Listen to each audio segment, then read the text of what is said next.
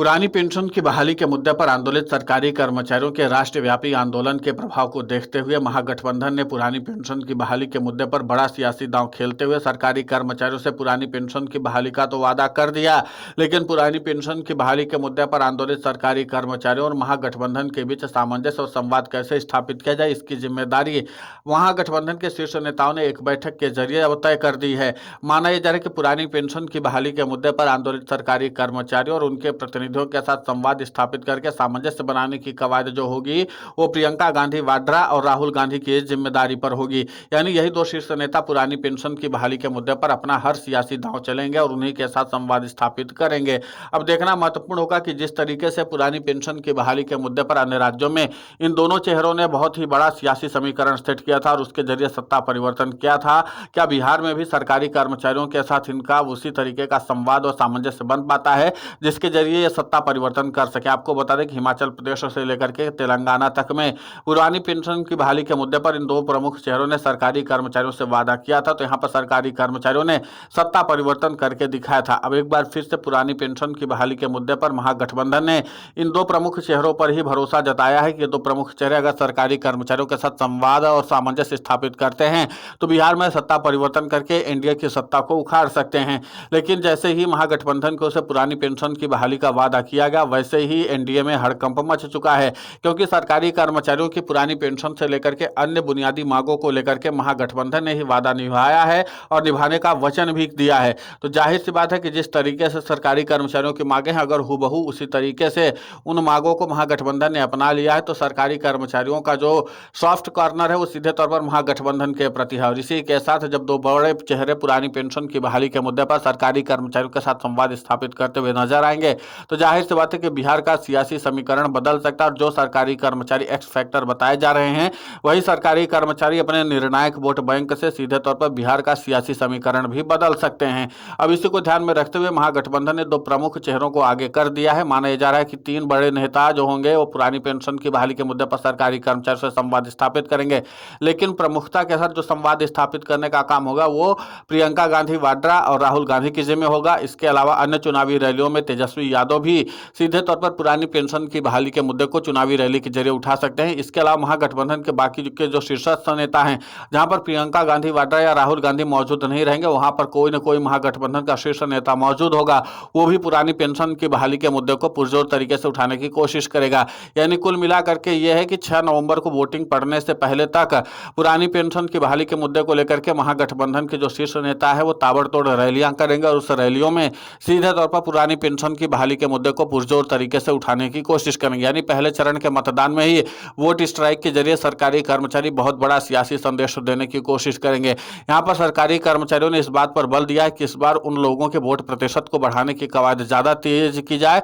जो सीधे तौर पर सत्ता परिवर्तन करना चाहते हैं। जाहिर सी बात है कि जब भारी तादाद में वोट पड़ेंगे वो भी सत्ता परिवर्तन के लिए तो ही हमारी पुरानी पेंशन की बहाली हो सकती है। और महागठबंधन ने पुरानी पेंशन की बहाली का वादा करके सीधे तौर पर सरकारी कर्मचारियों के साथ सामंजस्य स्थापित कर लिया और सरकारी कर्मचारियों की अन्य समस्याओं का भी समाधान करने का वादा किया है। पेंशन भत्ता से लेकर के तमाम मांगे जो थी सरकारी कर्मचारियों की उनको भी प्रमुखता से महागठबंधन ने रखा है। अब इसी की बात को ध्यान में रखते हुए एनडीए में भूचाल आया हुआ है, क्योंकि जाहिर सी बात है कि जैसे ही ये मामला उजागर होगा उसके बाद फिर सरकारी कर्मचारियों की सक्रियता तेजी से आगे बढ़ेगी और उसी के साथ एनडीए के प्रत्याशियों को अभी से ही काफी ज्यादा मुश्किलों का सामना करना पड़ रहा है। कई विधानसभा सीटों पर लगातार एनडीए के प्रत्याशियों को लोगों के द्वारा भगाया जा रहा है और लगातार उनका विरोध भी किया जा रहा है। तो कुल मिलाकर के कि बिहार में एंटी इनकम्बेंसी का लहर जो है वो सीधे तौर पर देखने को मिल रहा है और यह सब कुछ फैलाया है सरकारी कर्मचारियों ने। आपको बता दें कि बिहार में लंबे समय से सरकारी कर्मचारी पुरानी पेंशन की बहाली के मुद्दे पर आंदोलित है और जैसे ही लोकसभा में केंद्रीय वित्त मंत्री निर्मला सीतारमण और वित्त राज्य मंत्री पंकज चौधरी की तरफ से इस बात का बयान दिया गया कि पुरानी पेंशन की बहाली के मुद्दे पर सरकार न तो विचार करे और न ही भविष्य में पुरानी पेंशन की बहाली करेगी और इसके लिए सरकार के पास कोई कार्य योजना नहीं है। उसके बाद से ही बिहार के सरकारी कर्मचारियों ने प्रण लिया था कि अगर उनके पास कोई कार्य योजना पुरानी पेंशन की बहाली की नहीं है तो हमारे पास भी इस सरकार को आगे बढ़ाने और चलाने की कोई भी कार्य प्रणाली नहीं है। हम सीधे तौर पर वोट की चोट करेंगे, सत्ता परिवर्तन करेंगे। पुरानी पेंशन की बहाली के मुद्दे पर आंदोलित सरकारी कर्मचारियों के प्रतिनिधियों ने कहा कि अगर सरकार हमारी मांगों को नहीं सुनती है तो हम इस सरकार को जड़ से उखाड़ कर फेंक देंगे और हम बताएंगे कि हम किस तरीके से सत्ता परिवर्तन करने की हिम्मत रखते हैं। बिहार के सरकारी कर्मचारी लंबे समय से पुरानी पेंशन की बहाली के मुद्दे पर सत्ता परिवर्तन करने का काम कर रहे थे और उसी के नाते से सरकारी कर्मचारियों का ओपीएस फैक्टर एक बार फिर से लोगों के सिर पर चढ़ कर के बोल रहा है और उसी के नाते से अब एनडीए में भूचाल आया हुआ है। माना जा रहा है कि राहुल गांधी और प्रियंका गांधी वाड्रा जैसे बड़े चेहरे अगर पुरानी पेंशन की बहाली के मुद्दे पर सरकारी कर्मचारियों से वादा करेंगे तो फिर इसका इम्पैक्ट बहुत व्यापक देखने को मिलेगा। अब देखना यह महत्वपूर्ण होगा कि तेजस्वी यादव, राहुल गांधी और प्रियंका गांधी वाड्रा के तरफ से किए गए चुनावी वादे पर